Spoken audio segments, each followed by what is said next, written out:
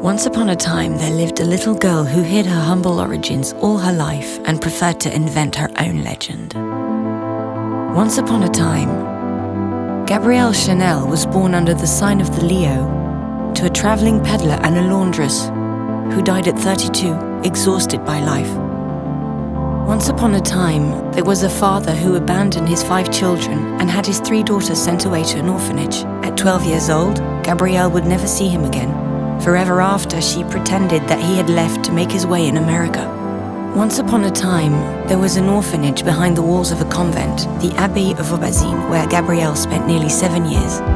The Romanesque purity of this ascetic world would inspire her sense of austerity and her taste for black and white, while the opulence of religious garments and ceremonial objects would spark her fascination with Baroque style, gold and colored gems in years to come. Once upon a time, there was a beautiful young girl who spent her days sewing and her nights singing in a cabaret before troops of cavalrymen. She was called Coco because she often sang, "Who's seen Coco in the Trocadero?" She always preferred to pretend that Coco was the nickname given to her by her father. Once upon a time, a young woman with a boyish allure refused to ride side-saddle on the horses of a well-born cavalier, Etienne Balzan. She dressed like no one else, taking her inspiration from masculine attire and inventing new styles of hat, which she stripped off their birds and feathers to make them simpler, lighter, more chic. Her first clients were working girls, but society quickly followed. Once upon a time, there was a great love named Boy Capel. English, wealthy, and cultivated, he was the man of her dreams. He introduced her to literature, the Orient, and the esoteric. Boy helped Coco become Chanel. She decided to open her first boutiques in Paris, Deauville, and Biarritz. She wanted to work to win her liberty.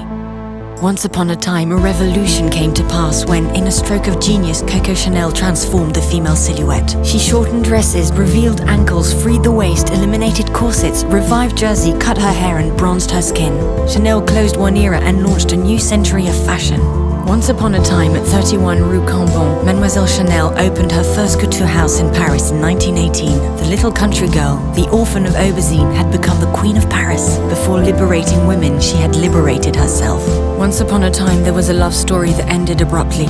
Boy Capel died in a car accident. For the first and last time, Coco Chanel was seen to cry.